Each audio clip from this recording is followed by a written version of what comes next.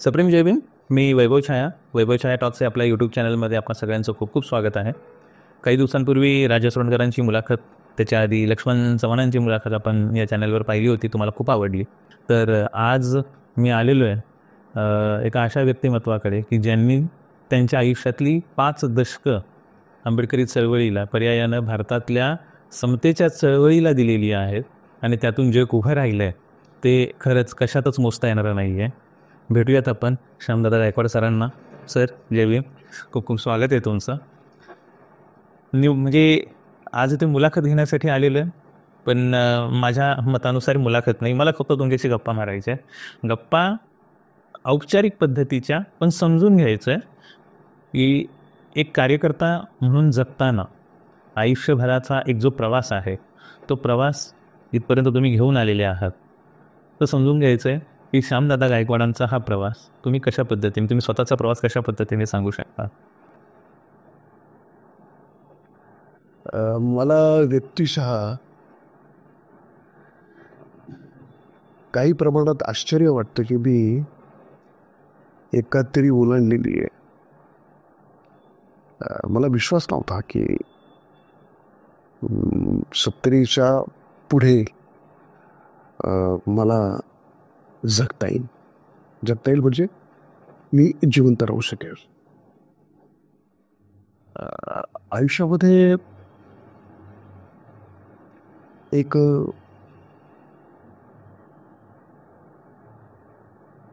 निश्चित उद्दिष्ट घेऊन जगावं लागतं, बरोबर. आणि तुमची सगळी ही उद्दिष्ट आहेत तुमच्या आयुष्याच्या प्रारंभी तुम्ही ठरवत आहात. त्याच्यात बदल होत असतो. पण आणि सिद्धार्थ कॉलेजमध्ये असतानाच दलित पॅंथरचा जो एक अमिट असा म्हणजे प्रभाव, बरोबर, जो आम्हा तरुणाच्या जीवनावर तेव्हा पडला होता. दलित पॅंथरने एकूणच समाज जीवनाच्या अनेक पैलूंना प्रभावित केलं जातं, बरोबर. आणि तसं पाहायला गेलं तर दलित पॅंथर कोणी स्थापन केली, केव्हा स्थापन केली, हे मुद्दे गौण आहेत. पण दलित पॅंथरसारखं संघटन निर्माण व्हावं, जन्माला यावं, अशी परिस्थिती त्या काळी निर्माण 1972 सालची गोष्ट. आणि दलित पॅंथरने सुद्धा जे नाव घेतलं त्यांच्याकडून, मला वाटतं नाव घेतलेलं आहे.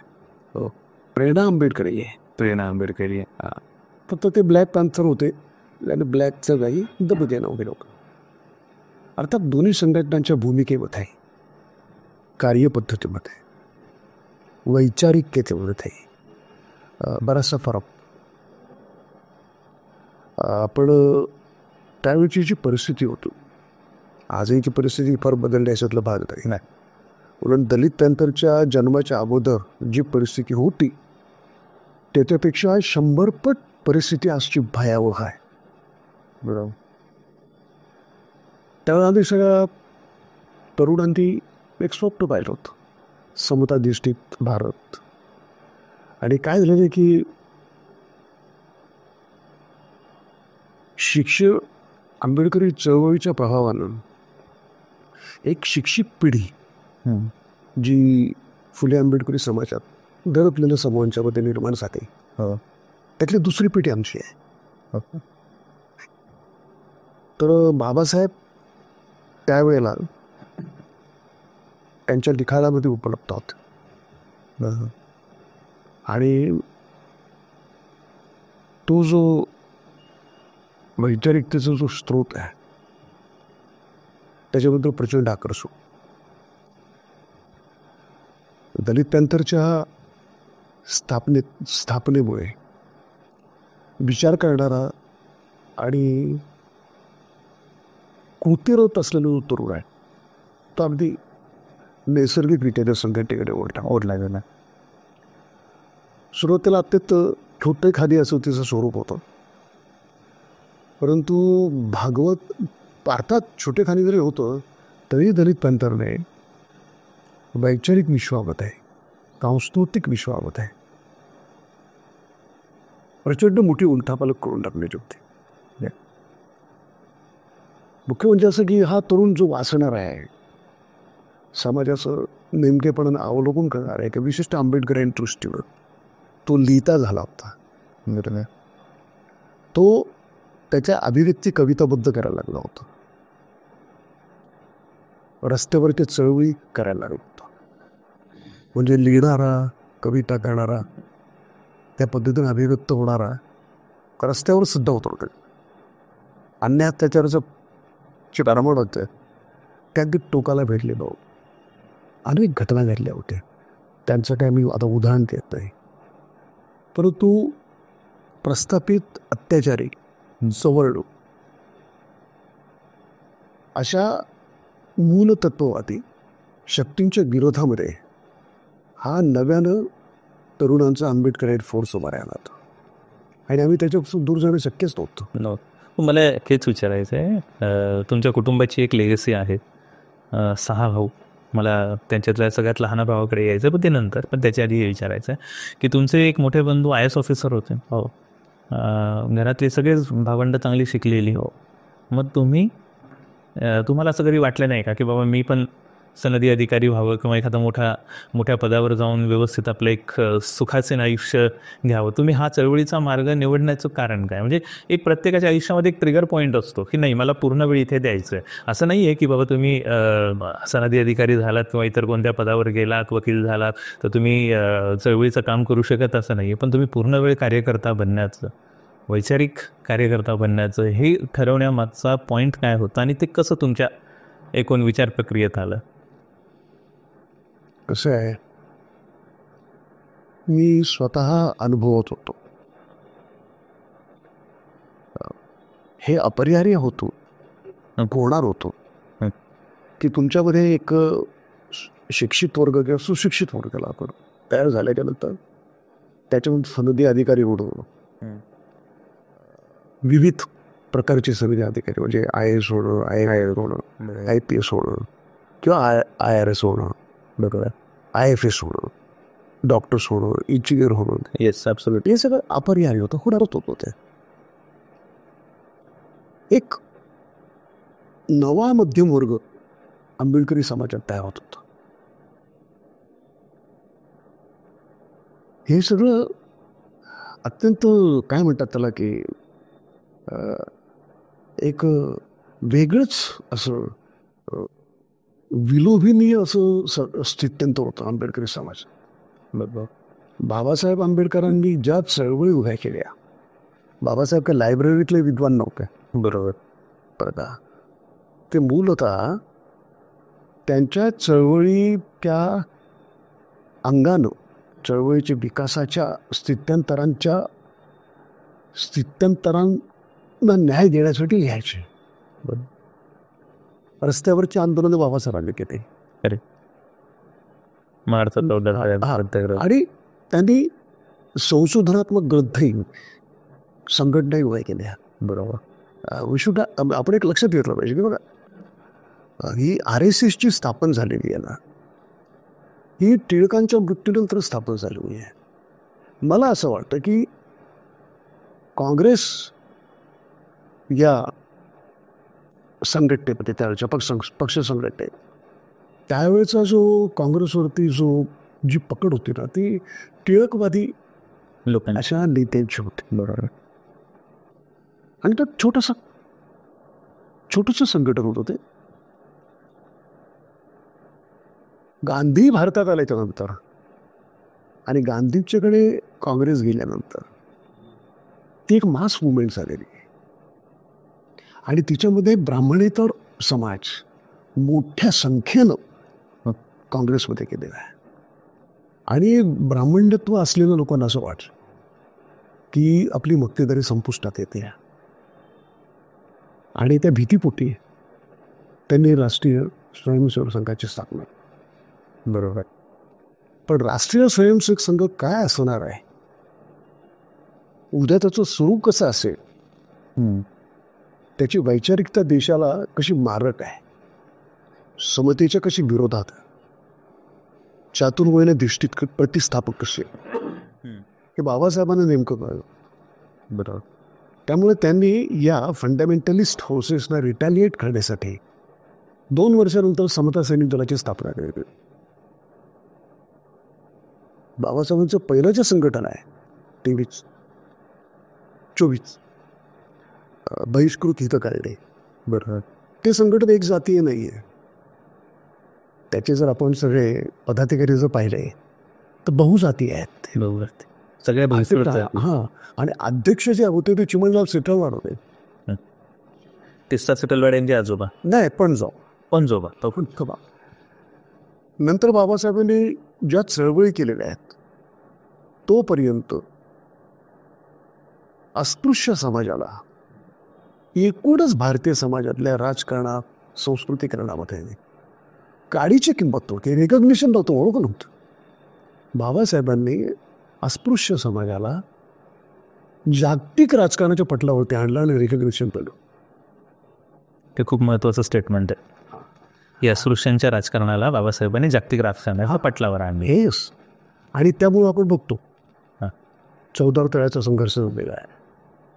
त्याच्यानंतर काळाराम मंदिरचा सत्याग्रह आहे. पॅरलली गोलमेज परिषदा भरलेल्या आहेत.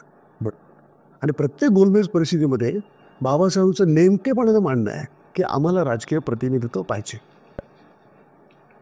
आणि आम्ही इतके, त्यावेळीचे आम्ही 7 कोटी लोक आहोत, ज्यावेळेला भारताची लोकसंख्या 35 कोटी आहे.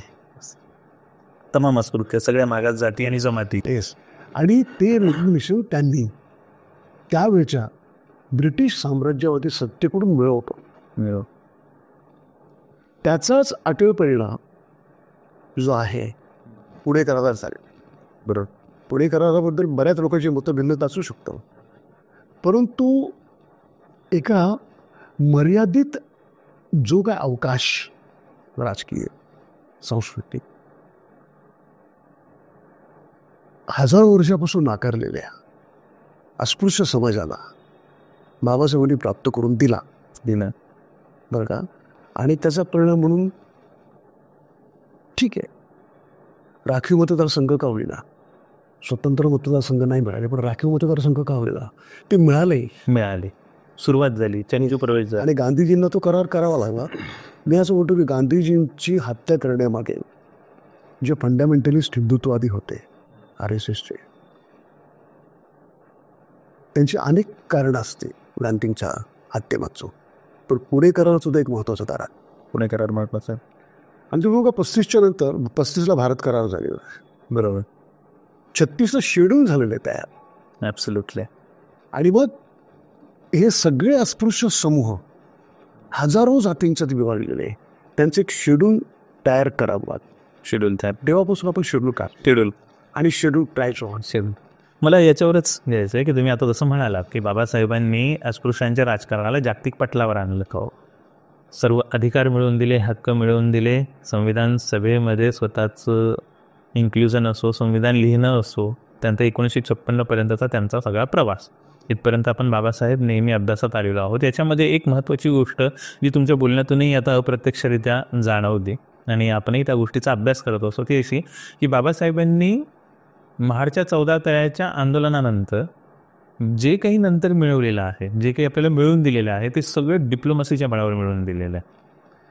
थेट बोलून साम्राज्यवादी सत्तेच्या समोर उभं राहून थेट बोलून सगळं काही मिळवून दिलेलं आहे.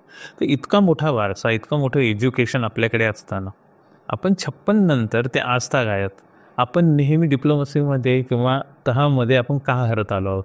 तो वारसा आपण का नाही जपू शकत आहोत बाबासाहेबांचा? कारण बाबासाहेबांनी साम्राज्यवादी सत्तेला स्वतःच्या बोलण्यापुढे नमवलं, स्वतःच्या डिप्लोमसीपुढे नमवलं. आपण तिथे का कमी पडलं? तुमचं काय आकलन, तुम्हाला काय वाटतं की का आपण कुठे कमी पडलोय? मुख्य म्हणजे असं आहे, आपण कमी पडलो हे मान्य करायला पाहिजे. बरोबर, आजकालचं वास्तव आहे. हो. कुठल्याही कसं आहे की मी मगाशीच आपल्याला सांगितलं की एक नवीनच घटना घडत होती. बाबासाहेबांच्या आंदोलनाचा अटळ परिणाम म्हणून आरक्षणातून म्हणा, आपल्या अस्पृश्य समाजाचं एक व्यवसाय परिवर्तन होत होतं. बाबासाहेबांनी ज्या घोषणा दिलेल्या आहेत ना, त्या त्यांच्या कार्यक्रमाचा, राजकीय आणि सांस्कृतिक कार्यक्रमाचा भाग आहे. बरोबर. ते जे म्हणतात ना की खिडी सोडा म्हणजे व्यवसाय परिवर्तन करा. व्यवसाय परिवर्तन करणं म्हणजे चातुर्वर्ण्य दिष्टीत जी व्यावसायिकता आहे ती सोडणं. हा तळातला वर्ग आहे. बरोबर. ही संपूर्ण व्यवस्था आजची खेडी आहेत, ही जातीबद्ध आहेत. त्याची रचना अशी आहे, खालचा जो दडपलेला वर्ग आहे, ज्याच्या शोषणावरच ही तथाकथित संस्कृती ही आत्तापर्यंत जगलेली आहे. बरोबर. ती संस्कृती जर कोसळवायची असेल तर खालचा पाया हलवला पाहिजे. बाबासाहेबांना कळलं होतं. त्याने सांगितलं, तुमची ज्याच्यामुळे तुम्हाला प्रतिष्ठा मिळत नाही ते कामं सोडत नाही. बरोबर. त्यामुळं गावामध्ये एखादी गाय मेली तर त्या गायीचं मडं आम्ही ओढणार नाही म्हटल्याच्या नंतर ज्यांनी आत्तापर्यंत गायीचं ओढलं नव्हतं त्या उच्चवर्णीयांनी ते ओढावं लागले. दुखवटे आम्ही सांगणार नाही सांगणार. बरोबर. तुमच्या लग्नांच्या मध्ये आम्ही डफडी वाजवणार नाही, तुमची वेठ बिगार आम्ही करणार नाही, आमच्या कष्टाचं योग्य मूल्य तुम्ही आम्हाला द्यायला पाहिजे, मजुरी द्यायला पाहिजे. बरोबर. म्हणजे नुसता चौदार तळ्याचा प्रश्न म्हणजे नुसता महाडपुरता नव्हता. चौदार तळ्याचं जे पाणी आहे ना, ते नुसतं पाणी नाही आहे, ते इंधन आहे. बरं. ज्वालाग्रही. चौदार तळ जसं पेटलं ना तर त्याचे ठिणग्या महाराष्ट्रातल्या, भारतातल्या लाखो विहिरींच्या मध्ये पडलेल्या आहेत. आणि ते आंदोलन संपूर्ण भारतभर झालेलं आहे. नाही, ह्याच्याबद्दल कधी फारसं काही बोललं गेलेलं नाही. येस. हां, तुम्ही त्याच्याबद्दल सांगा प्लीज. कारण अनेकांना माहीत नाहीये. फक्त ते तेवढंच बघितलं जातं, महाडमध्ये 14 तळ्याचं आंदोलन झालं, बस. त्याच्या पलीकडे काय नाही. आम्हाला पाणी पिण्याचा नैसर्गिक अधिकार आहे. जे पाणी तुम्ही पितात ते आम्ही प्यायला पाहिजे. बरोबर. गावातल्या विहिरी मोकळ्या झाल्या पाहिजेत, डवरे मोकळे झाले पाहिजे, तलाव मोकळे झाले पाहिजे. म्हणून प्रत्येक गावागावात आंदोलन झालं. रिअली? हां, तुम्हाला अजूनही सांगतो मी. 1974च्या नंतर मी पॅन्थरमध्ये फार पुढाकारानं होतो. माझं जर तुम्ही डोकं जर शेव केलं तुला तर कमी कमी 10 ते 15 तुम्हाला या टाके तुम्हाला एक जखमा आढळतील सुकलेल्या, पण त्याच्या आठवणी आहेत वेंदूक कोरलेल्या. ती या ठाणे जिल्ह्यातल्या असंख्य अशा विहिरी आम्ही मोकळ्या गेल्या. तेव्हा आमच्यावरती दगडांचा वर्षाव व्हायचा. 74 सालची, 72-74 साल. म्हणजे 27 पासून जे सुरू झालंय ते आजपर्यंत ते आंदोलन सुरू आहे. मार्च 14 तळ्याचं ते आंदोलन थांबलेलं ते आंदोलन अजूनही पेटत राहणार आहे. अजूनही असंख्य लाखो गेड्यांच्या मध्ये दलितांना पाणी देत नाहीत. विहिरींमध्ये विष्ठा टाकणं असेल, ते सगळं चालूच आहे ते.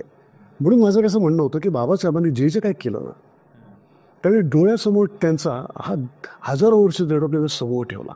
बरोबर. त्याला कुठल्या भेदभावांना तोंड द्यावं लागलं, त्यानं करवलं. मग त्याने काय केलं, आता काही लोक त्यांच्यावर आरोप करतात की ते स्वातंत्र्याची चळवळ चालू असताना सुद्धा ते ब्रिटिशांच्या मंत्रिमंडळात गेले किंवा त्यांना कधी तुरुंगवास झालाच नाही. बरं लक्षात, बाबासाहेबांनी ठरवलं होतं, त्यांना नेमकं माहिती होतं की जे तथाकथित स्वातंत्र्याचं जे आंदोलन होतं ना, त्याच्या करते ते कोण होत्या. आणि स्वातंत्र्य मिळाल्याच्या नंतर सुद्धा त्या स्वातंत्र्यातून जे शासन निर्माण होणार आहे त्याची मुक्तेकरी कोणाकडे असणार आहे. बरोबर. तर बाबासाहेब ओळखायच्या या स्वातंत्र्य मिळाल्याच्या नंतर त्या स्वातंत्र्यामध्ये आम्ही कोण, बरोबर, आम्हाला स्वातंत्र्य मिळालेलं असेल का बाबा. ते ब्रिटिशांचे गुलाम होते, स्वातंत्र्याचं आंदोलन करणारे, आणि आम्ही त्यांचे गुलाम होतो. बाबासाहेबांची रूपरेषा जी होती ती एक फ्रेमवर्क एकदम कन्फर्म होते. परफेक्ट होतं. हां त्यामुळं त्यांना जेव्हा जेव्हा संधी मिळाली या दडपलेल्या समूहांना पकडण्याची, एक एक साखळदंड तोडण्याची. तो एकाच साखळदंडात बांधलेला नव्हता, अनेक साखळदंड होते. वामन दादा म्हणून तर म्हणतात ना, जकड जंद पायातील साखळ द्या. हो खरं. तर मला तुम्ही बाबासाहेब ब्रिटिश सरकारमध्ये गेले, पण तिथे गेल्याच्या नंतर त्यांनी कामगार वर्गासाठी काय केलंय बरोबर त्याचं प्रोजेक्शन झालं नाही. बरोबर. दुसरं एक महत्वाची गोष्ट लक्षात घेतोय की त्यांनी पहिला जो पक्ष स्थापन केला 36ला, त्याचं नाव होतं स्वतंत्र मजूर पक्ष. त्याचा झेंडाही लाल होता. त्याचा जाहीरनामा वाचा तुम्ही. राईट. तो जाहीरनामा सांगतो की या देशातले जे मूलभूत पायाभूत असलेले जेवढे अवजड उद्योग आहेत, जेवढे सेवा उद्योग आहेत, ते राष्ट्राच्या मागीच्याच लोकांचे, म्हणजे समाजाच्या. राष्ट्रीयकरणाचा मुद्दा त्यांनी सामूहिक शेतीचा मुद्दा त्यांनी मांडलेला आहे. बरोबर. त्या कार्यक्रमात शेतकऱ्यांच्या आत्महत्येचा मुद्दाही त्याच वेळेला त्यांनी काय म्हणजे, आणि शिवाय त्या स्वतंत्र मजूर पक्षाला निवडणुकांच्या मध्ये अत्यंत वैभवशाली यश मिळालं होतं. बरोबर आहे. तुम्हाला आश्चर्य वाटेल की आनंदराव चित्रे असू दे की श्यामराव परुळेकर असू दे, ते आमदार म्हणून निवडून गेले होते. अर्थात त्यावेळेच्या निवडणुका फार काय म्हणतात त्याला की फार छोट्या प्रमाणात आणि विशिष्ट लोकांसाठीच मतदान असायचं. तर त्या वेगळ्या निवडणुका होत्या, पण स्वतंत्र मजूर पक्षाला त्यातही चांगलं यश मिळालं. इव्हन शेड्यूल कास्ट फेडरेशन देशातलं आता आपण शेड्यूल कास्ट फेडरेशन पाहूया. शेड्यूल कास्ट फेडरेशन 1942ची. बरोबर. 36 साली बाबासाहेबांनी स्वतंत्र मजूर पक्ष स्थापन केला. 1942ला स्ट्रॅफोर्ड क्रिप्स म्हणजे भारतामध्ये, आणि त्यावेळेला पहिल्यांदा सर्व जनसमूहांना, जाती समूहांना, धर्मसमूहांना राजकीय अधिकार मिळला होता. बाबासाहेबांनी सुरुवातीला अगदी साऊथ बोरो कमिटी असेल, त्याच्यानंतर सायमन कमिशन असेल. बघा, विचार करा, कॉन्ट्रडिक्शन्स लक्षात घेऊया आपण. बरोबर. सायमन कमिशनला अगदी शहीद भगतसिंगांनी विरोध केला, लाला लजपत रायांनी विरोध केला आहे, काँग्रेसने विरोध केलेला आहे. लाला लजपत राय सायमन कमिशनच्या विरोधातल्या आंदोलनामध्ये मारले गेले. पण सायमन कमिशन समोर बाबासाहेबांनी दलित समाजाला रिप्रेझेंट केलेले. बरोबर. बाबासाहेब स्ट्रॅफोर्ड क्रिप्सच्या समितीच्या समोर ते गेल्यामुळे क्रिप्सने सांगितलं की तुम्ही कोणाचे प्रतिनिधी म्हणून आलात. ते म्हणाले, मी दडपलेले आहे, अस्पृश्य समाजाचं प्रतिनिधित्व करत आहे. त्यामुळे नाही तुम्हाला प्रतिनिधित्व करता येणार, कारण तुम्ही स्वतंत्र मजूर पक्षाचे नेते आहात, त्यामुळे तुम्ही कामगारांचं प्रतिनिधित्व करू शकता. बरोबर. शेड्यूल कास्टचं कसं काढा होतं, म्हणून त्यांनी स्वतंत्र मजूर पक्ष गुंडाळून शेड्यूल कास्ट फेडरेशनची स्थापना केली. आता ते बाबासाहेबांना तिथे गरज होती म्हणून केली. आजकाल पक्ष फक्त बाबा हा पक्ष यशस्वी नाही झाला म्हणले तर दुसरा पक्ष स्थापन करा, अशी पद्धत. मला याच्याकडेच यायचं होतं. म्हणजे आता हे बाबासाहेबांच्या प्रवासावर तर आपण बोललेलोच आहोत. मला तुमच्या प्रवासावर यायचं. तुम्ही जसं सांगितलं की दलित पॅंथरची सुरुवात आणि तुमच्या कार्यकर्ते असण्याची सुरुवात ही जवळपास सारखीच झालेली. तर तुम्ही सिद्धार्थ कॉलेजचे विद्यार्थी होते, म्हणजे तिथे कसा तुमचा एकूण प्रवास कसा होता सिद्धार्थ कॉलेजचा आणि सगळा? तिथे कसं या सामाजिक दृष्ट्या ज्यांना सभानता होती, ज्यांना भान होते, असे आम्ही सगळे तरुण आपसात चर्चा करायचो ना, आणि घनघोर चर्चा आहे. आणि बाहेर दलित पॅंथरचं वातावरण होतंच, आणि ते वातावरण आणि दलित पॅंथरची आवश्यकता ठळकपणे जाणवायला लागली होती. ती रिपब्लिकन नेत्यांच्या निष्क्रियतेच्या पार्श्वभूमीवर. ओके. एकीकडे अन्याय अत्याचार सगळीकडे होत आहेत, वृत्तपत्रांच्या मध्ये येत आहे, त्यांचा प्रतिरोध होत नाही, निषेध होत नाही आहे, लोकांच्या मध्ये प्रचंड राग आहे. बरोबर. आणि तो व्यक्त जो झाला तो दलित पॅंथरच्या निर्मितीमुळे. जगातल्या बऱ्याचशा ज्या रिव्होल्टच्या चळवळी आहेत त्या विद्यार्थ्यांनी उभ्या केलेल्या आहेत. दलित पॅंथर सुद्धा विद्यार्थ्यांची चळवळ. बरोबर. तर ही जेव्हा चळवळ तुम्ही राहत होती तर तुम्ही कॉलेजमध्ये होते, आपले सिद्धार्थ कॉलेज आहे, वडाळ्याचं आंबेडकर कॉलेज आहे, बाकी महाराष्ट्रातली छोटी मोठी कॉलेज म्हणजे बरीचशी कॉलेजेस, औरंगाबादचं विद्यापीठ आहे, त्यावेळेला ते मराठवाडा विद्यापीठ होतं, त्या आजच्यासारखं बाबासाहेब आंबेडकर विद्यापीठ झालेलं नव्हतं. तर आपले विद्यार्थी अशा चळवळीमध्ये अग्रेसर आहेत, कार्यरत आहेत, हे जेव्हा प्राध्यापकांना कळायचं तेव्हा प्राध्यापकांकडून, कॉलेजच्या प्रिन्सिपलकडून तुम्हाला येणारे रिॲक्शन काय असायच्या? कशा पद्धती, का ते सपोर्ट असायचा, विरोध असायचा, का पूर्णपणे इग्नोरन्स असायचा शिक्षकांचा, प्राध्यापकांचा? काय एकूण अनुभव होता तुमचा? दोन्ही प्रकारचा असायचा. दोन्ही प्रकारचा. एक कौतुकाचं पण असायचा आणि दुसरा विरोधातला असायचा. पण हे सगळ्याच चळवळींच्या बाबतीत होत. सगळ्याच चळवळी. पहा तुम्ही, तो काळ कसा आहे, 1965ला अमेरिकेमध्ये ब्लॅक मुवमेंटनी ब्लॅक पॅन्थर म्हणून आकार घेतला. बरोबर. आपल्याकडे 66ला नक्षलवादी चळवळ उभी राहिलेली आहे. 66 सालीच शिवसेना स्थापन झाली होती. बरोबर. आणि सगळ्याच्या मिलिटंट. बरं का. आणि तुम्ही पाहत असाल की चीनमध्ये जी सांस्कृतिक क्रांती झाली ती सुद्धा त्याच काळातली आहे. बरोबर आहे. तेव्हा हा सगळं जागतिक इथावर बरोबर, व्यवस्थेच्या विरोधातला, व्यवस्थेची विरोध. म्हणजे ब्लॅक पॅन्थर जर नसती तर दलित पॅन्थर उभी राहिली नसते. मला नाही असं वाटत. नाही वाटत. त्याला कारण असं आहे की दलित पॅन्थरची बीज जी आहेत ते आंबेडकरी विचारांच्या मध्ये होती. बरोबर आहे. कसं आहे, तिथे वंश द्वेष आहे. ओके.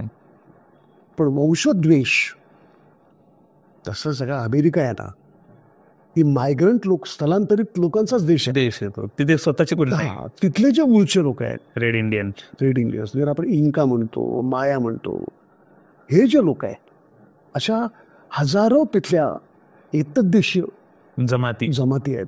त्यांना मारून, त्यांना अक्षरशः लिंचिंग करून त्यांची शहरं, त्यांची गावं, त्यांची संस्कृती सगळं उद्ध्वस्त करू, हे सगळं युरोपियन तिथे मायग्रंट झालं आहे.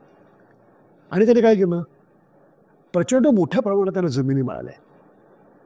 मग त्या जमिनीवरती राबवण्याच्यासाठी त्यांनी अक्षरशः आफ्रिकेमधल्या त्या सगळ्या आफ्रिकन लोकांना, का म्हणजे निग्रो असतील की अजूनही काही समूह असतील, त्यांना अक्षरशः काय म्हणतात त्याला, पकडून आणून, धरून, बांधून, पळवून त्यांना गुलामांच्या बाजारात विकून त्यांना तिकडे शिफ्ट केलं आणि त्यांच्याकडून मोठे मोठे शेते राबवून केले.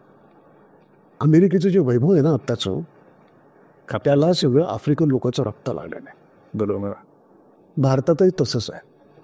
भारतातले सगळे जे काही तथाकथित जे काही वैभव आहे ना, त्याच्या मुळाशी दलित, शोषित, आदिवासी यांच्या पिळवणुकीतून आलेलं. मला ह्याच वाक्यावर तुम्हाला पुढे घेऊन जायचं आहे थोडंसं. तुम्ही जे म्हटलं की अमेरिकेतल्या संपत्तीवर, ऐश्वर्याला काळ्यांचं रक्त लागलेलं आहे, काळ्या लोकांचं रक्त लागलेलं आहे, कसं भारतातल्याही ज्या तथाकथित श्रीमंतांचं, सवर्णांचं, सरंजाम्यांचं जे काही ऐश्वर्य आहे त्याला इथल्या सगळ्या बहुजन जाती जमातींच्या मेहनतीचं रक्तही आहे, घामही आहे. बरोबर. शाहीर विलास बोगरेंनी खूप छानपणे त्यांच्या गाण्यातून ह्या सगळ्या गोष्टी मांडलेल्या आहेत. आणि मला त्या शाहीर विलास बोगरेंपर्यंतच यायचं होतं, जेणेकरून मला अजून पुढचा एक धागा तुमच्याकडून उलगडून घ्यायचा. विलास बोगरेंचा मृत्यू जो झाला, तो मृत्यू नाही म्हणता येणार, तो एक प्रकारे खूनच होता. कारण रमाबाई हत्याकांड घडलं आणि त्याच्या निषेधात त्यांनी गळफास लावून घेतला. तुम्ही यात बऱ्याचशा मुलांना माहिती नाही आहे, जे 90s जन्माला आलेले आहेत, म्हणजे 2000च्या आसपास जन्माला आले, त्यांनी आता नवीन नवीन राजकीय चळवळीमध्ये उतरत आहेत. त्यांना रमाबाईची दंगल काय होती, रमाबाईचं हत्याकांड काय होतं हे माहीत नाही. हे मी स्वतः पाहिलेलं आहे. कारण ज्या दिवशी रमाबाई कॉलनीमध्ये हत्याकांड घडलं, मी तिथेच होतो त्या दिवशी. माझं बरंचसं गणगोत तिथे राहतं, तर ते पाहिलेलं आहे की 11 लोकं मारली गेलेली. आत्ताचं जे आलिशान शहीद स्मारक उभं राहिलेलं आहे ते पहिल्यांदा एक असं पडवीचंच कोपरा होता, तिथे ते सगळे 11 मृतदेह ठेवले गेलेले होते. तुम्ही गेल्या 22 वर्षापासून, 22 नव्हे सॉरी, आता 27 वर्ष झाली. 27 वर्षापासून हा खटला कोर्टात लढताय, अविरतपणे लढताय. मला त्याच्याबद्दल जाणून घ्यायचं आहे आणि ते मलाच नव्हे सगळ्यांना माहिती करून द्यायचं आहे. रमाबाईचं जे हत्याकांड झालं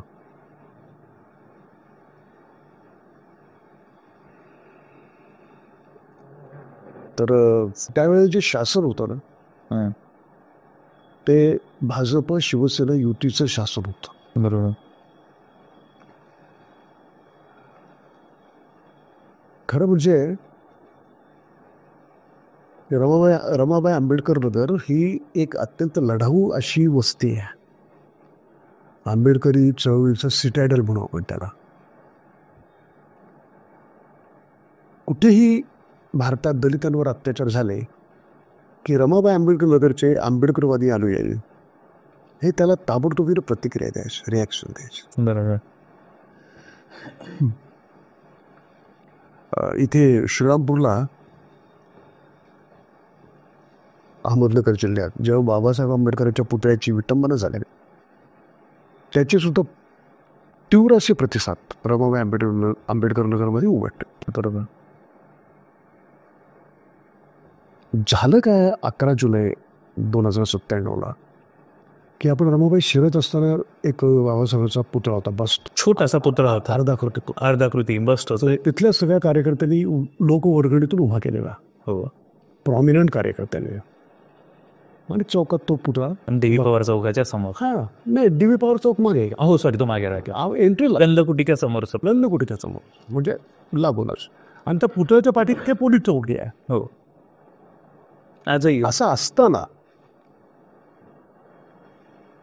11 जुलैच्या पहाटे लोकांच्या लक्षात असं आलं की बाबासाहेबांच्या पुतळ्याच्या गळ्यामध्ये चपलांचा हार. हा चपला एका दोरीत ऊन एक हार करून तो त्याच्या गळ्यात टाकलेली. ही बातमी अक्षरशः वणव्यासाठी पेटली वस्ते. लोक जमा झाले आणि लोकांनी साहजिकच पोलिसालाही कळलं. पोलीस आले, लोकांनी सांगितलं तुम्ही ताबडतोब डॉग स्क्वेअर आणा. आता कारण पोलिसांचं काम होतं की ताबडतोब कॉर्डन तयार करायला पाहिजे होतं, पण तसं काही झालं नाही. इकडे पोलीस आलेले आहेत, लोक रस्त्यावर जमले, बरोबर मागणी करायला लागले की ताबडतोब आरोपीला पकडा, डॉग स्क्वेअर आणा. आणि लोक तसेच समोर सिग्नल आहे, बरोबर सिग्नलवर गेले, आंदोलन सुरू झालं, रस्ता बंद झाला. तेव्हा खूप फार छोटा हायवे होता तो. हा आजच्यासारखा मोठा नव्हता. छोटा रस्ता बंद झाला. आणि अचानक 7च्या सुमारास चेंबूरून म्हणजे राखीव दलाची, राज्य राखीव दलाची जी पोलिसांची गाडी आहे ती येते चेंबूरून. आणि जिथे आंदोलन चाललं आहे तिथून एक 1,1500 फूट दूर तिथे जे सार्वजनिक बुद्धविहार आहे, सार्वजनिक बुद्धविहार आणि भिक्खू निवास आहे, त्याच्यासमोर पूर्वी सर्व्हिस रोड होता आणि त्याच्यावरती एक रोड असायचा, म्हणजे मोठा रोड, म्हणजे पूर्व द्रुतगती मार्ग म्हणतो आपण त्याला. बरोबर. गाडी थांबते, तिच्यातून रायफलधारी पोलीस उतरतात. त्यांचं नेतृत्व मनोहर कदम नावाचा फौजदार करतोय. आणि तो खाली उतरल्या लोकांना कुठली पूर्वसूचना न देणार गोळीबार सुरू केला. तो सरळ वस्तीवर 50 राऊंड्स फायर केले. 50 राऊंड्स. आणि जे लोक कामाला चाललेत, शाळेत चाललेली मुलं, अक्षरशः 10 लोक कुठले किती मारले आणि 26 लोक जखमी झाले. रक्ताच्या धारळ सगळीपर्यंत पडलेली होती. हे जाणीवपूर्वक केलं, पूर्ण प्री प्लॅन. तिथं वस्तीला पुढच्यात अशी भीती आणि दहशत निर्माण करायची की परत ही कुठल्याही अन्याय अत्याचाराला रिॲक्ट झाली नाही. आणि ती एक वस्ती जर म्हणून काढली तर मुंबईमधल्या सर्व मिलिटरी वस्त्या आहेत त्यांना इशारा देतो, त्या सरेंडर होते. पण ते तसं झालं नाही झालं. उलट लोक चांगले रिॲक्ट झाले. रिव्हर्स रिॲक्शन जे महाराष्ट्र भारतभर रिॲक्ट झालं. लोक त्यांच्या गोळीबारामुळे जे हत्याकांड घडलं त्याकडे घाबरले. हे वेगळंच घडलं होतं. त्याची रिॲक्शन पण जोरदार झालेली आहे, बरं का. की जे तडजोडवादी जे नेतृत्व होतं त्याला लोकांनी सोपले नाही. हो, कोणाचं नाव घेत नाही.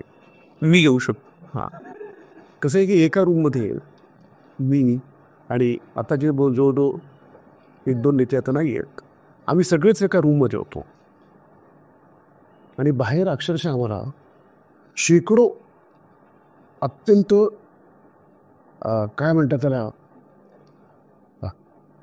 रागानं भारलेल्या, चिडलेल्या अशा तरुणांचा, शेकडो तरुणांच्या घोळक्यातच आम्हाला घेरलेलं होतं. मग काही नेते मागच्या दारानं पळून गेले. हां, तो किस्सा आता खरं म्हणजे मला आयुष्यात कधी संधी मिळाली तर मी लिहून काढेल. आपण इलेक्शन झाल्यानंतर ते करूयात, आता नको. आता नको. माझ्या लक्षात एक गोष्ट आहे, जिथे जिथे ज्यांना मारून ज्यांची प्रेतं पडली होती त्यांना पोलिसांनी उचललं पण ते नाहीच. की त्यांच्या स्पॉट पंचनामा करायचा असतो, इन्क्वेस्ट पंचनामा करायचा असतो, हे काहीच काहीच केलं नाही. आणि मी स्वतः पाहिलं सगळ्या वस्तीमध्ये तर गोळीबाराचे सगळे चिन्ह दिसत आहे.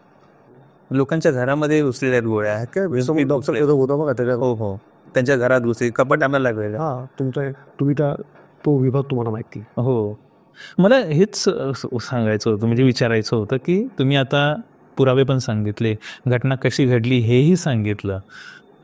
आपले एक स्नेही आहेत आमचे नितीन वैद्य सर, ते आता चित्रपट मालिका निर्मिती करतात, पण ते त्यावेळेला पत्रकार होते. He was the first person who reported that event, that incident, की त्यांनी सगळ्यात आधी महाराष्ट्र टाइम्सला आणि झीला ही बातमी ब्रेक केली की बाबा रमाबाई कॉलनीमध्ये असं असं काहीतरी अशी घटना घडलेली आहे, त्याच्यावर गोळीबार पण झालेला आहे.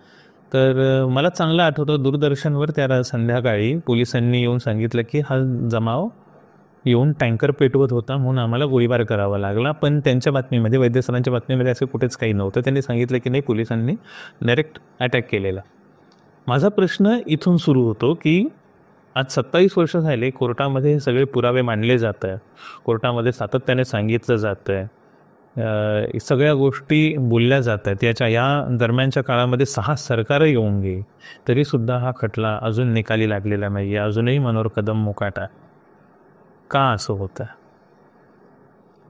हे बघा, ती ज्या वेळेला हत्याकांड घडवलं गेलं त्यावेळेला महाराष्ट्रातल्या फार मोठ्या मोठ्या नेत्यांनी, त्यातल्या एका नेत्यानं तर मनोहर कदमला शाबास केलं, तू केलं असते फार चांगला ते बस.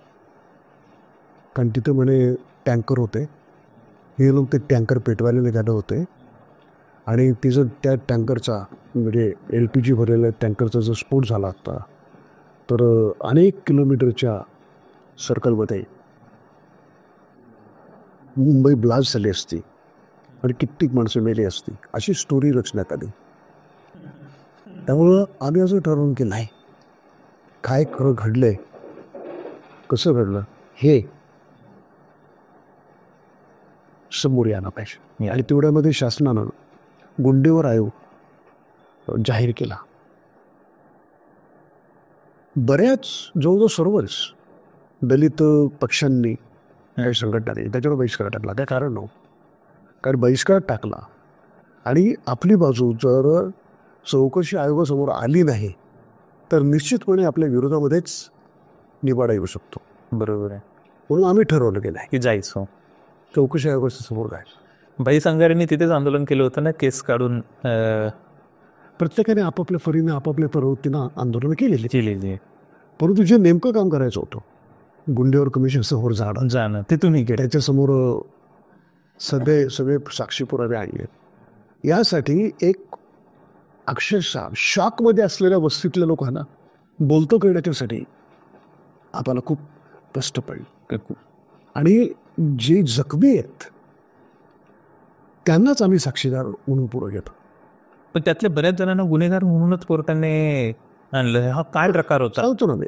हां, सगळं गुंडेवर आयोगाचं कामकाज त्या रमाबाईच्या एकूण प्रकरणामध्ये जे गुन्हे नोंदले गेले त्याच्यामध्ये एका लोकांनी दंगल केली म्हणून त्या मनोहर कदम एकामध्ये फिर्यादी आहे. बापरे, त्याच्यानंतर- हे नवीन होतं. त्याच्यानंतर पुतळ्याची विटंबना ज्यांनी पुतळा बसवला त्यांनीच केली आहे. समजून डिसिग्रेशनची केस, दुसरी केस, बरोबर. तिसरी केस. जे जखमी झालेत हो, त्यांनी दंगल घडवली म्हणून त्यांच्यावरती पण केस. लोकसत्तामध्ये बातमी वाचली होती, आठवते. असे 4 केसेस नोंदले. आता या सर्व केसेसमध्ये जे जखमी झालेत त्यांची खरी भूमिका न्यायालयासमोर येणं, त्यांना वाचवणं त्या केसांनी, मनोहर कदमला शिक्षा व्हावी म्हणून आंदोलन करणं, या सगळ्या गोष्टी अपरिहार्यपणे आंदोलनामध्ये अनुवादीचं. मुद्दा कसा आहे, ही जी टँकर स्टोरी जी रचली गेली ना, त्यावेळी ते जे टँकर होते ते तिथे नव्हते, ते मनमाडला होते. कुठे होते? मनमाडला. हां, मनमाडला भारत पेट्रोलियमचं एक मोठं हे माहिती आहे, माझं गावच आहे मनमाड. तिथे होते. या सगळे साक्षी पुरावे आम्ही गुंडेवर कमिशनर समोर आणले आणि गुंडेवर कमिशनने निवाडा जाहीर केला की लोक हिंसक नव्हतेच, त्यांच्यावर गोळीबार करायची काही गरज नव्हती, आणि ज्यांनी गोळीबार केला तो बेजबाबदार अधिकारी आहे, त्याच्यावर कारवाई व्हायला पाहिजे, असा निवाडा. हा निवाडा आला तरीही शासनानं तो निवाडा खरं म्हणजे विधानसभा आणि विधान परिषद याच्या पटलावरती आणायचा असतो. With action taken report. बरोबर. शासन काय करायलाच नाही रे. मग आम्हाला उच्च न्यायालयात चाललं. मी स्वतः उच्च न्यायालयात, आणि तिथे मग उच्च न्यायालयाने निर्देश दिले, सरकारने असे निर्देश दिले की ताबडतोब ते विधानसभेच्या पटलावरती आणा विथ ॲक्शन रिपोर्ट, आणि शासनाला त्याच्या बाबतीमध्ये भूमिका घ्यावीच लागते.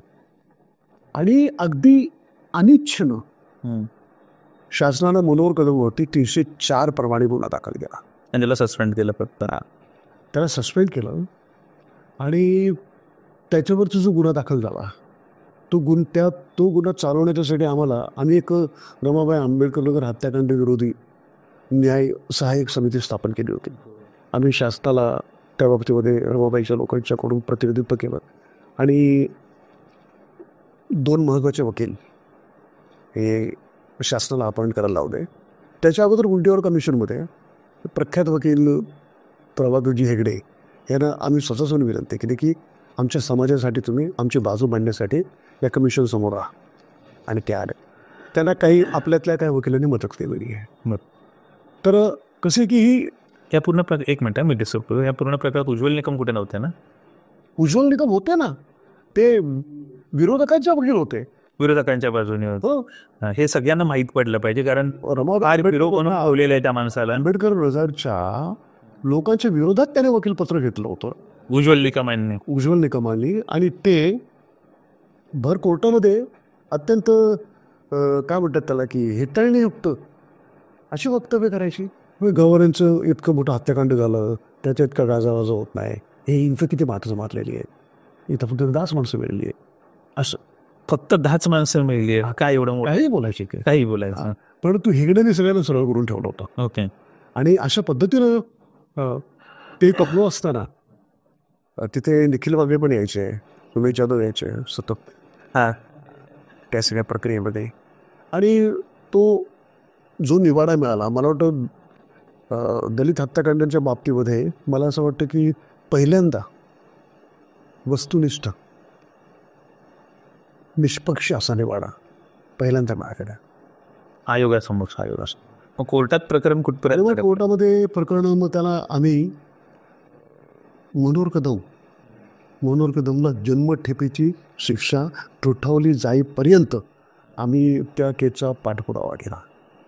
परंतु ही संपूर्ण व्यवस्था जी आहे, तर मनोहर कदमची जात सुद्धा महत्वाची. फार खेदानं बोलतो मी, आणि त्याला वाचवणारे पण भरपूर लोक होते जे आजही सत्तेत आहेत. तर ठीक आहे, तो बाहेर आहे, पण त्याच्या विरोधामध्ये ती केस प्रलंबित आहे अजून हायकोर्टात, आणि आम्ही पुन्हा ती केस रिवाईव्ह करत आहोत.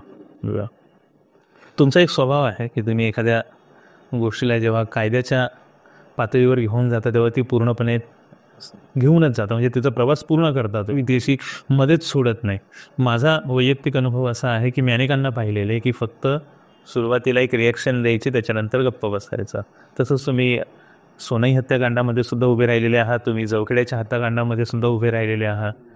एकूण ह्या सगळ्या केसेसना, म्हणजे रमाबाई नगरचं हत्याकांड मी प्रातिनिधिक म्हणून तुम्हाला विचारलं की त्याच्यामध्ये एका कार्यकर्त्यांनी कसं काम केलं पाहिजे, कायद्याच्या पातळीवर एखाद्या केसला नेल्यानंतर त्याच्यामध्ये काय काय बदल घडून आणले पाहिजेत, कशा पद्धतीने लढलं पाहिजे, हे तुम्ही आता नीट व्यवस्थितरित्या सांगितलं. पण ह्या सगळ्या प्रकरणांमध्ये ज्या ज्या केसेसमध्ये तुम्ही उभे राहिले, अगदी रोहित वेमुलाची केस तर सदावर्तेसारख्या एका नालायक माणसामुळे ती पण वाया गेली ती केस. तुमचा एकूण अनुभव, ओव्हरऑल अनुभव काय राहिलेला आहे सगळ्यांचा, सगळ्या गोष्टींना, सगळ्या फॅक्टरना लक्षात घेता ह्या केसेसकडे बघण्याचा तुमचा ओव्हरऑल अनुभव काय राहिलेला आहे? काय माहिती तर ते आपल्या SC/ST ॲट्रॉसिटीज प्रिव्हेन्शन ॲक्ट जो आहे त्याच्या अगोदर वेगळा कायदा होता, नागरी हक्क संरक्षण कायदा होता. नंतर 15मध्ये त्याच्यामध्ये थोडंसं अमेंडमेंट पण झालेलं आहे, थोडंसं अजून स्ट्रिंजंट केलेलं आहे. पण एक गोष्ट लक्षात घ्या, ही सगळी ती व्यवस्था आहे ना, जात हे आपल्या देशाचं वास्तव आहे. बरोबर आहे. जसं वर्ग हे वास्तव आहे तसं जात पण वास्तव आहे, आणि वर्गातच जाती आहेत. बरोबर. तर इथली अशी कुठलीच संस्था, अगदी संविधानिक प्रत्येक संस्था जात जाणीवानी प्रभावी. बरोबर आहे. न्यायव्यवस्था सुंदर. त्यामुळे काय होतं की तुमचा 100 खटले ॲट्रॉसिटी प्रिव्हेन्शन ॲक्ट प्रमाणे नोंदले गेलेले असते, अत्याचाराचे खटले, त्याचा कन्व्हिक्शनचा रेट 2.7 आहे. बरोबर आहे. त्याचं रिझन काय? त्याचं मुख्य रिझन असं आहे की जे प्रॉसिक्युशन असतं किंवा जे इन्व्हेस्टिगेशन होतं तेच बाहेर असतं. बरोबर. मग ती नागेची केस घ्या ना, म्हणजे खटला कोर्टात जायच्या आधीच त्याचा निकाल ठरलेला असतो. तो अशा पद्धतीनं त्याची चौकशी होत असते. अशा पद्धतीनं साक्षी पुरावे पुढे आणायचे असतात की ते कोर्टात टिकलेच नाहीत. आणि त्यामुळे होतं काय की नितीनाने त्याला शाळेतून उचलून शाळेच्या ग्राउंडमध्ये शेकडो मुलांच्या समोर, शिक्षकाच्या समोर, प्रिन्सिपलच्या समोर मारलं आहे. तिथून त्याला एका वीटभट्टीकडे गेलं आहे, गावातून त्याला नेलं आहे. गावातही बऱ्याच प्रकारे त्याला पाहिला. नंतर ते एका टेकडीवरती नेलं, त्याला प्रचंड मारहाण केली, त्याला गळफास लावला, मारून टाकतो. आता सगळे जे दोषारोपपत्र झालं त्या गुन्ह्यामध्ये, गुन्हेगारीच्या खुनात, ते सगळे जे साक्षीदार, जे प्रत्यक्षदर्शी होते, हे सगळे प्रॉसिक्युशनच्या वेळेला, ट्रायलच्या वेळेला कोर्टामध्ये होस्टाईल झालेत, फितूर झाले सगळे. तर हे कसं थांबवायचं याचा सरकार विचारच करत नाही. दलित अत्याचाराच्या बाबतीमध्ये इन्व्हेस्टिगेशन करत असताना तुम्हाला कायद्यामध्ये काही मूलभूत बदल करावे लागते. कारण प्रश्न कसा असतो माहिती आहे का, बळी जो असतो तो दलित असतो, अस्पृश्य असतो, साक्षीदार सवर्ण असतात, त्यांचे जात संबंध हेच हितसंबंध असतात. बरोबर. त्यामुळे ते त्या कोर्टामध्ये बळीच्या बाजूला असतं, न्यायाच्या बाजूला असतं, जातीच्या बाजूला असतं. तुम्ही बदने टोल्याचं तुम्हाला सांगतो रे, बरोबर आहे. आंबेडकर नगरपेक्षाही अत्यंत क्रूर हत्याकांड ते घडलेलं आहे. हो, त्याच वर्षी 56 लोकांना मारले. 56 लहान लहान मुलं आहेत, स्त्री आहेत, मोठे सगळे. ते सगळे आरोपी कोर्टामध्ये निरुप सुटले. बापऱ्या. बेलचीची केस काय राहते, जेवढी मोठी हत्याकांड झालेली आहेत भारतामध्ये, किलोमीटर म्हणजे हत्याकांड 1967 आहे. बरोबर. एका गोडाऊनमध्ये 44 लोकांना जाळून ठार मारले, आणि त्यांना ठार मारणारे लोक उच्च न्यायालयामध्ये निर्दोष सुटले. हे फेट आहे. कारण प्रश्नासाठी तुम्ही कायदे केलेत, पण ते राबवणारे जे लोक आहेत ते जाण मानसिकतेचे. हो, कन्व्हिक्शन रेटवर आपण बोलत होतो. अगदी इतकं कमी आहे ना, तर महत्त्वाचं कारण म्हणजे इथली व्यवस्था आहे. इथली तपास यंत्रणा म्हणजे जी दमन यंत्रणा आहे, पोलीस यंत्रणा असो, ज्याला आपण प्रॉसिक्युशन करतो, आणि न्यायालयामध्ये सुद्धा दलितांना न्याय मिळेल अशी व्यवस्थाच नाही. त्यामुळे काय होतं की मुळामध्ये जे अत्याचार होतात दलितांवर, त्यातले 10% अत्याचार पोलीस स्टेशनवरती जातात. त्याच्यातली एकच नोंदवून घेतला जात असेल.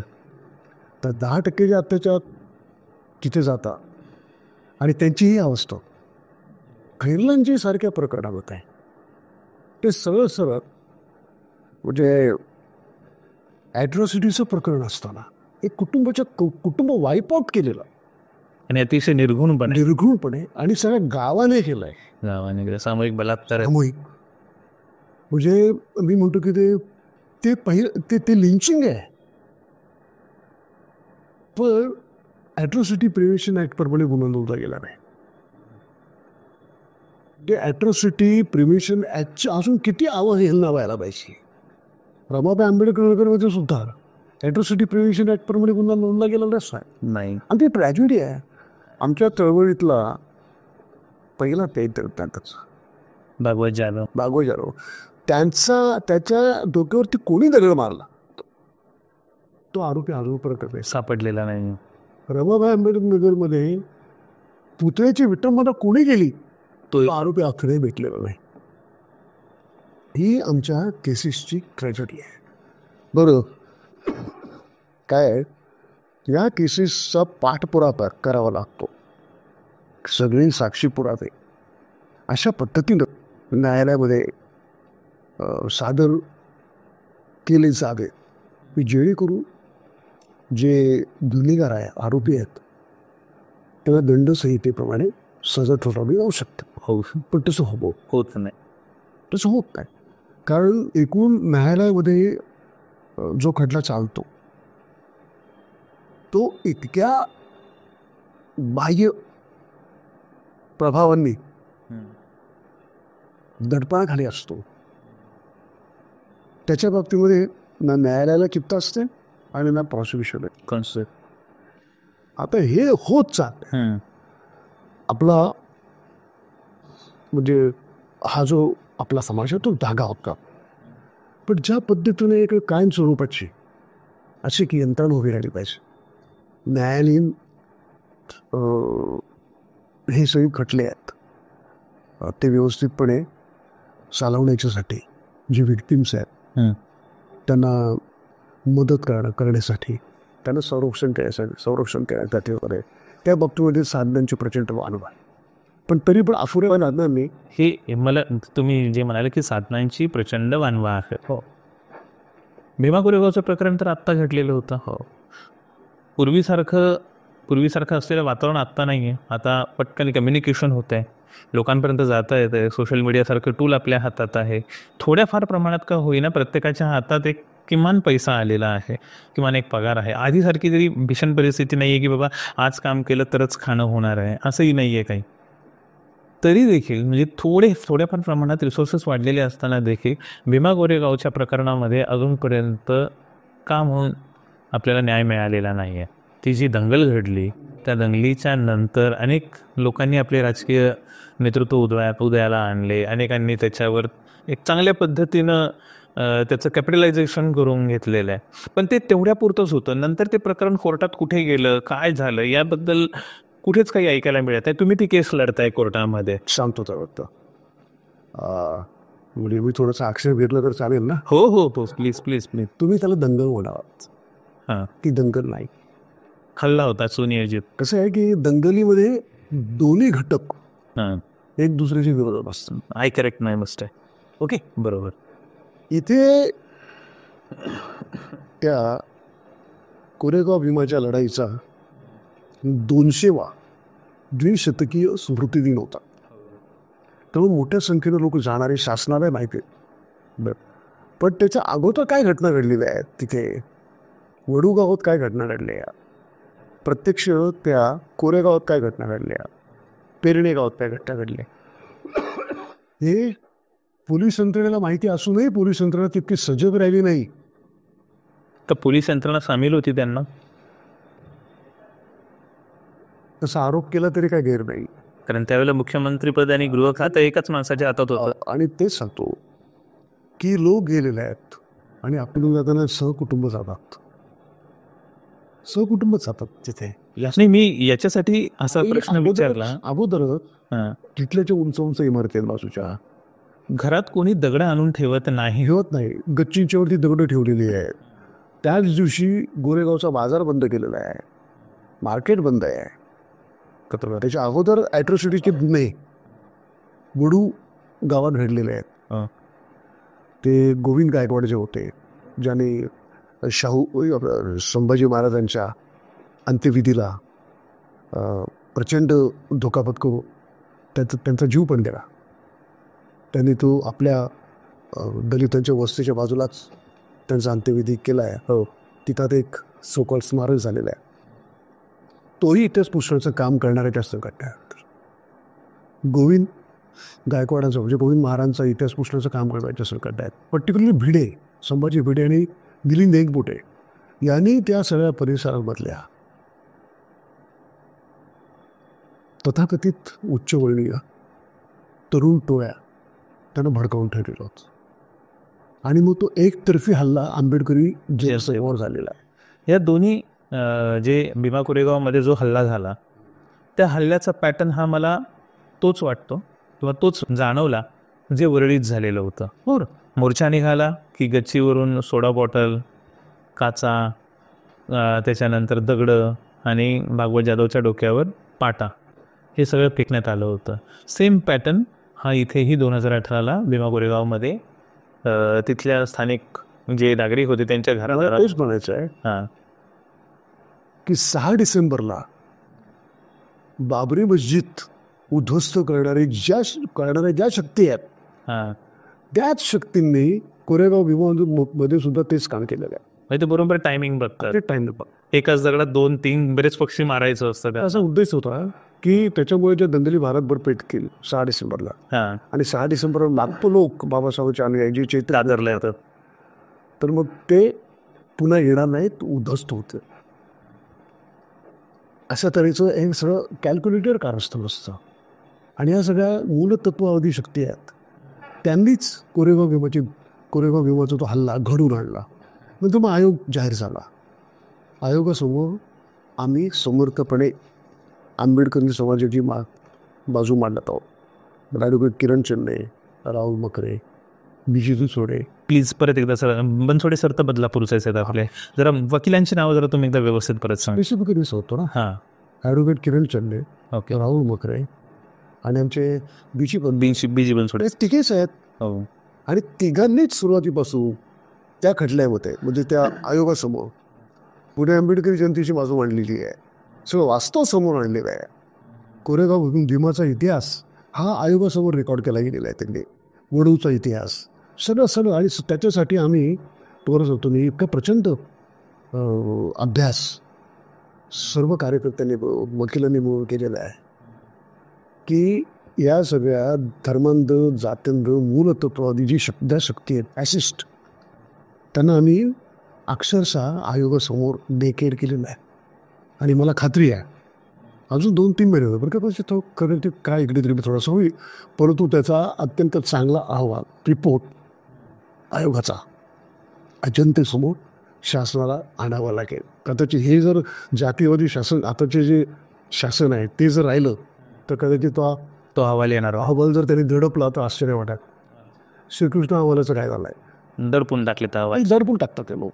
पण आम्ही व्यवस्थितपणे त्याचा पाठपुरावा केलेला. दुसरा त्याच्यानंतर जे आंदोलन उत्स्फूर्तपणे आंबेडकरी जनतेला राज्यभरामध्ये राजकारण ते कुठल्या नेत्याच्या सांगण्यामुळं नाही, राजकीय प्रेरणेने नव्हतं, स्वयंप्रेरणेने होतं. तर स्वयंप्रेरणेने होतं. आणि ते मागे सुद्धा घेतलं गेलं ते कुठल्या राजकीय नेत्याच्या आव्हानावर नाही. लोकांनी शहाणपणाने आंदोलन मागे घेतलं. परंतु हजारो कार्यकर्त्यांच्या वरती ज्या केसेस झालेल्या आहेत याच्यानंतर त्या अजूनही या शासनानं मागे घेतलेला नाही. आणि तो मुद्दाही बनत नाही. आणि तो आपला मुद्दा आहे, तो तुम्ही चालवला. आपण पाठपुरावा होत आहोत त्याचा. या सगळ्या घटना जोपर्यंत जाती व्यवस्था आहे वर्णव्यवस्थेचा विषय आहे.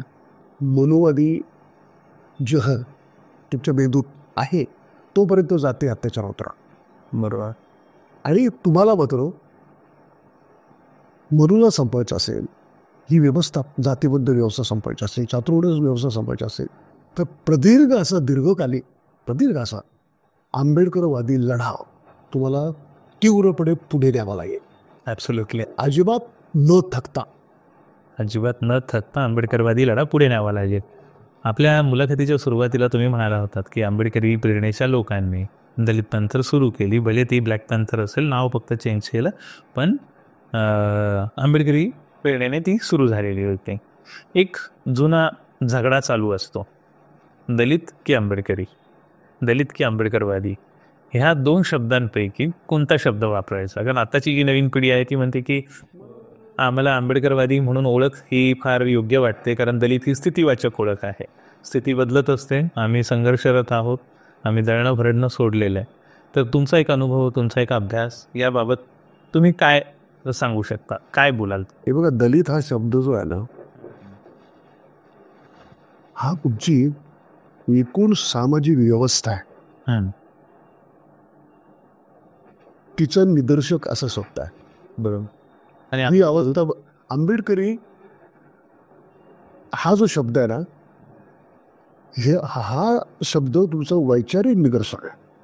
नाही, पण ज्या पद्धतीचे टर्मिनॉलॉजी झाल्या आहेत डेव्हलप, की आंबेडकरी म्हटले तर फक्त पूर्वाश्रमीचे महार, आत्ताचे बौद्ध, हे जे एक संकुचितपणा जो मीडियाने पसरवला आहे, अकॅडमिक्सने पसरवला, मीडियाने तो काम केले. मीडिया त्याला तोडण्यासाठी मुळामध्ये अंदाज होता. मग अशीच बोललो, कुठलीही संस्था जातीय प्रभावापासून मुक्त नाही, तर मीडिया तसाच असला. आयडेंटिटी शब्द आहे. आयडेंटिटी क्रायसिस कसा सोडवायचा आहे की दलित आपण आहोतच. बाबासाहेब शेड्यूल कास्ट फेडरेशनला दलित फेडरेशन म्हणायचं. ओके ओके आपण दलित आहोत. प्रत्येक दलित म्हणजे सगळे शेड्यूल कास्टचे लोक आहेत, पूर्वाश्रमीचे अस्पृश्यक आहे, ते सर्व आंबेडकरवादी आहेत असं नाही, जे आता प्रकर्षाला दिसत आहे. शेड्यूल कास्टमध्ये सुद्धा फूट पाडण्याचं काम अत्यंत प्रभावीपणे ब्राह्मण्यवादी शक्तीने केलेलं आहे. देशस्विरते इतकेच काय, स्वतःला आंबेडकरवादी म्हणणारे, त्याचा उद्घोष करणारे बरेच नकली नेते हे आज मोदींच्या पालखीत बसलेले आहेत. दिसतंय आपलं सरळ, दिसतंय समोरच. पण यातही एकूणच आंबेडकरी समूहाचं जे सामूहिक शहाणपण आहे, ते सामूहिक शहाणपण संपलेलं नाही. बरं, खरं चाललंय. नाही, पण हे सामूहिक शहाणपण संपलेलं नाही, वाढत चाललं असं तुम्ही जे म्हणता. एक खूप किचकट प्रश्न आहे तो असा की कांशीराम यांनी उत्तर प्रदेश त्यांचं बॅटल ग्राउंड बनवलं. एकदा नव्हे 4 वेळा मुख्यमंत्री बनवले. मायावतींना स्वतःही मुख्यमंत्री झाले, दिल्लीत निवडून गेले, केंद्रामध्ये एक चांगली सस्टेनेबल पॉवर इक्विटी त्यांनी जनरेट केली. जे उत्तर प्रदेशात झालं ते महाराष्ट्रात होऊ शकलेलं नाही. याचं कारण उत्तर प्रदेशातली चळवळ ही पूर्णतः राजकीय चळवळ म्हणूनच डेव्हलप झाली आणि महाराष्ट्रातली चळवळ ही कायम साहित्यिक चळवळ राहिली आहे. याच्यातला काही डिफरन्स तुम्हाला वाटतो का? काही कारण तुम्हाला वाटतं का? तसं नाही वाटत मला. नाही वाटत. का वाटत नाही पडतो. महाराष्ट्रामध्ये दलितांची संख्या शेड्यूल कास्टची 12% जेमतेम. बरोबर. 30 उत्तर प्रदेशामध्ये 22%. बरोबर. कांशीरामच्या अगोदर तिथे रिपब्लिकन पक्ष अत्यंत प्रभावी होता, ज्याचे अनेक खासदार निवडून जायचे, आमदार निवडून जायचे. कांशीरामनी जी काय सत्ता मिळवली, 2009चा आपण जर सोडला मायावतीचा, तर भाजपबरोबर तडजोड करून ते सत्तेत आलेले आहेत, बरं का. तर त्यामुळं त्यांनी जी भाजपबरोबर तडजोड केली आणि भाजपचा बेस वाढवला मोठ्या प्रमाणात युपीमध्ये. तुम्ही दोष देत आहे त्यांना थेट. मी दोष देते, वाचता येतं. म्हणजे आज मायावतींची काय अवस्था आहे? आज मायावती ज्या भूमिका घेत आहेत, कुठल्या भूमिका आहे? मायावती निवडणुकांच्या मध्ये ज्या पद्धतीनं त्यांचा जो व्यवहार आहे, रिलक्टन्स जे आहे, ती कशामुळे आलेली आहे? Got it, correct. मग आता नवी काय माहिती का, हां, या टेम्पररी फेजेस आहेत. हो, दिस इज ट्रान्झिट पिरियड. आंबेडकरी चळवळ that is the original answer to the system. बाकीचं जे काय मशरूम सारखं उभं राहिलेलं आहे 30, 40, 50 वर्षाचा काळ फार मोठा नाही आहे. 2-2.5 हजार वर्षाची व्यवस्था बदलायची असेल तर त्याला अजूनही काय काळ जाणार आहे. जाणार आहे. आणि त्यामुळे आंबेडकरी चळवळ तिला पर्याय नाही. ही व्यवस्था बदलायची असेल तर फुले आंबेडकरी विचारांच्या शस्त्रांनीच ही व्यवस्था बदलायला आहे. बर, हे सत्य आहे. आणि सत्तेत येणं, हां, बघा, सत्तेत येण्यासाठी तुम्ही कुठल्या तडजोडी केल्या हे महत्वाचं नाही. हे गोष्ट लक्षात ठेवली पाहिजे आपण. तुम्ही मतदान करू, आपण त्याला मतदान मोठं करून तो मताधिकार बजाव. मताधिकार. तुम्ही सरकार बदलू शकता, सत्ताधारी वर्ग नाही म्हणतो सत्ताधारी वर्ग नाही बदलू साहेब. मला एक अंशी तिथे युपीमध्ये तेच झालं. तेच झालं, त्यांनी सरकार बदललं. आता काही लोक जे म्हणतात की आम्ही स्वबळाचं राजकारण करतो आणि त्यांनी निवडणुका आम्ही लढतोय म्हणून त्यांनी जो देखावा महाराष्ट्राकडून उभा केलेला आहे, त्याचे उमेदवार कोण असतात? बरोबर आहे.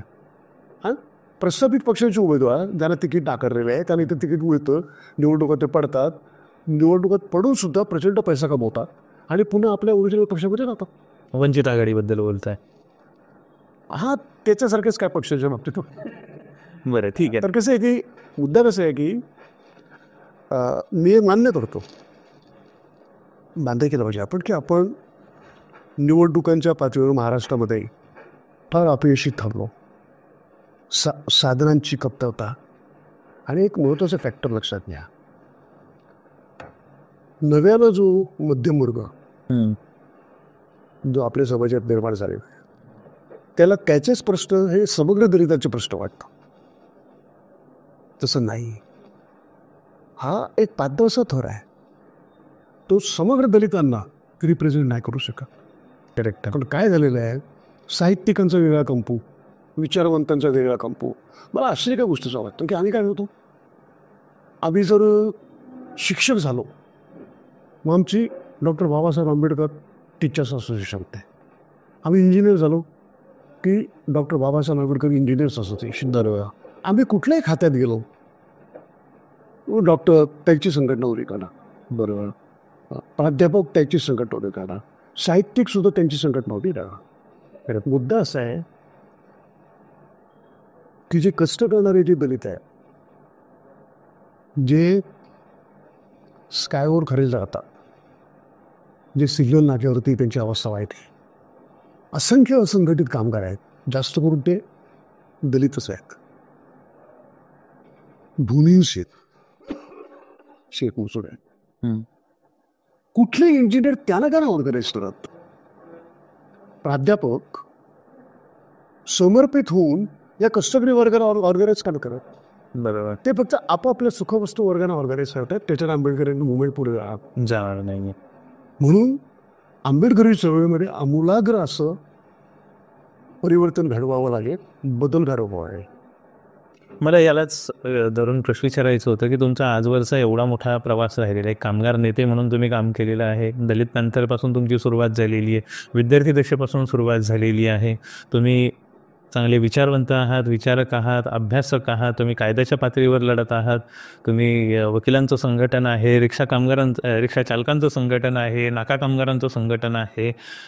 तसं म्हणायला गेलं तर प्रत्येक वस्तीतलं शेवटचं घर तुम्हाला ठाऊक आहे तुमच्या पूर्ण कार्यक्षेत्रामध्ये. आणि तो कार्यक्षेत्र काही फक्त अंबरनाथ मतदारसंघ किंवा कल्याण लोकसभा मतदारसंघ नाही, तो पूर्ण महाराष्ट्र आहे. काही काही पातळीवर तुम्ही देशभरातल्या विविध भागांमध्येही गेलेले आहात. तुमचा स्वतःचा असा एक चाहता वर्ग या अंबरनाथ विधानसभा मतदारसंघामध्येही आहे. तुम्ही याच्या आधी 3-4 वेळा निवडणुका इथून लढलेल्या आहात. तुम्ही आता महाविकास आघाडीला पाठिंबा दिलेला आहे. तो पाठिंबा तुम्ही का दिला, हा पहिला प्रश्न.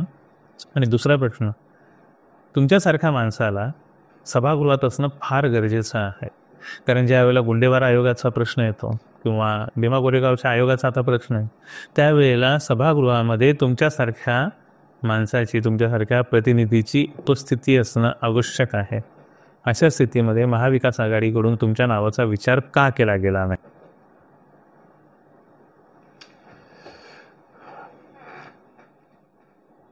काँग्रेस काय आहे किंवा राष्ट्रवादी काँग्रेस काय आहे, की उद्धव बाळासाहेब ठाकरे यांची शिवसेना काय आहे, हे तमाम आंबेडकरी समाजाला माहिती. पण भाजप आणि RSS काय आहे ते त्याच्याहून चांगलं माहिती आहे. त्यामुळे प्रश्न असा आहे की आत्ताच्या परिस्थितीमध्ये भाजपाच्या उमेदवाराला जो पाडू शकेल असा संविधानवादी उमेदवार जर कुठे उभा असेल तर तो जास्त करून महाविकास आघाडीच्या तिकिटावरती उभा आहे असं चित्र सध्या तरी दिसतं. तुम्हाला चॉईस ठेवलेला नाही आत्ताच्या राजकारणाने. या निवडणुका ज्या आहेत ना, हे एक भांडवली युद्ध सुद्धा आहे प्रत्येक विधानसभा क्षेत्रावर. बरोबर. बरं का, सर्वसामान्यांच्यासाठी सर्वसामान्यांच्यात काम करणाऱ्या प्रामाणिक कार्यकर्त्यांना निवडणुकीमध्ये उभं राहण्याच्यासाठी स्पेसच त्या भांडवली पक्षांनी ठेवलेली नाही आहे. ही आंबेडकरी समाजाची जी दुर्दशा आहे तशीच डाव्यांची पण आहे, तशीच समाजवाद्यांची झालेली आहे. आणि हा फार काय म्हणते त्याला अत्यंत गंभीर प्रश्न आहे. मी निवडणुकीमध्ये मला त्यांनी तिकीट द्यायला पाहिजे होतं, त्याने थोडंसं सजेस्ट पण केलं होतं, पण माझी त्यांनी ऑफर केली होती. सांगितलं होतं मला, पण मी विचारू शकतो कोणी गेली होती. पण आता त्यांनी हे पण तुम्हाला डॉक्युमेंट पण लिहून देतो. त्यानंतर हे पण सांगितलं की ठीक आहे तुम्हाला मी विधान परिषदेमध्ये वर घेऊ. मला त्या गोष्टी महत्त्वाच्या नाही वाटत. नाही, पण मी तो प्रश्न तोच मी माझा प्रश्न विचारताना मी तोच मुद्दा मांडला होता की तुमच्यासारखं नेतृत्व नाही त्यांना नकोय ना. तिथे विधान परिषदेत किंवा कोणत्याही सभागृहामध्ये असणं गरजेचं आहे. मला एक जाणवलेलं आहे, काहीही करून भाजपचा आणि या सरकारचा पराभव झाला पाहिजे, निर्णायक पराभव झाला पाहिजे. जे सरकार येणार आहे ते जर उद्या जनविरोधी भूमिका घ्यायला लागले तर आम्ही रस्त्यावर उतरू शकतो, निदान श्वास तरी येऊ शकतो आंदोलनांचा. बरोबर आहे. या सरकारच्या काळामध्ये आम्हाला घेता येत नाही तो, तेही करता येत नाही. करेक्ट आहे. त्यामुळे ही परिस्थिती ठेवून आम्ही असं ठरवलं की आम्ही जर 5-50 उमेदवार उभे गेले असते तर त्याने कोणाची मतं खाल्ली असती.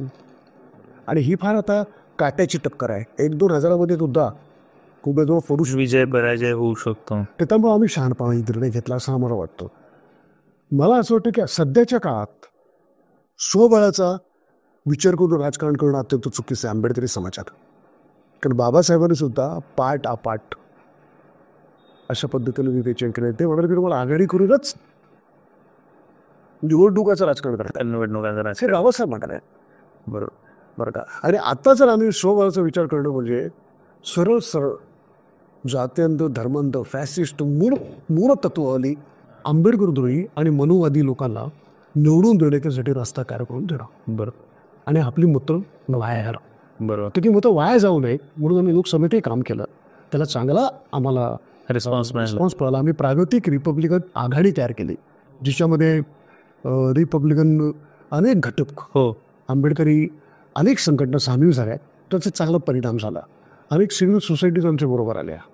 मग त्याच्यामध्ये अल्पसंख्याकांचे सुद्धा म्हणजे पर्टिक्युलरली मुस्लिम समाज आणि बौद्ध समाजावर खूप चांगली भूमिका घेतल्यामुळं तुम्हाला इथे मोठ्या प्रमाणामध्ये बदल दिसतो. लोकसभेच्या निवडणुकांच्या निकालांच्या त्याच्यावर 31 लोक निवडून येतो महाविकास आघाडीचे किंवा या धक्कामुळे शक्य होईल. पण एक गोष्ट लक्षात, स्वतंत्र आंबेडकरी आणि रिपब्लिकन राजकारण उभं राहू द्यायचं नाही हे कारस्थान गेली 40-50 वर्षाचं आहे. आत्ताचं नाही आहे. आत्ताचं नाही आहे. आणि स्वतंत्र आंबेडकरी राजकीय शक्ती म्हणजे रिपब्लिकन पक्ष उभा राहायला पाहिजे अशी या प्रस्थापित पक्षांची म्हणजे विरोधी पक्षांची सुद्धा आणि सत्ताधारी पक्षांची सुद्धा भूमिका नाही. बरोबर. ते हा धोका आंबेडकरी समाजाला कळलेला आहे. त्यामुळे उद्या जो काही प्रवास आहे तो या निवडणुकीच्या निकालानंतर नव्याने सुरू होईल. आणि तो प्रदीर्घ असा प्रवास प्रदीर्घ. मी प्रामाणिकपणे सांगतो, या देशात जर परिवर्तन घडवायचं असेल राजकीय आणि सांस्कृतिक राजकारणाचं सुद्धा फुले शाहू आंबेडकरांच्या विचारांच्या शिवाय पर्याय नाही. मला शेवटचा प्रश्न विचारायचा आहे आणि एकदम थोडक्यात. तुमचा हा 50 वर्षाचा प्रदीर्घ अनुभव चळवळीचा जो आमच्यासारख्या सगळ्या कार्यकर्त्यांसाठी निश्चितच प्रेरणादायी आणि मार्गदर्शक आहे.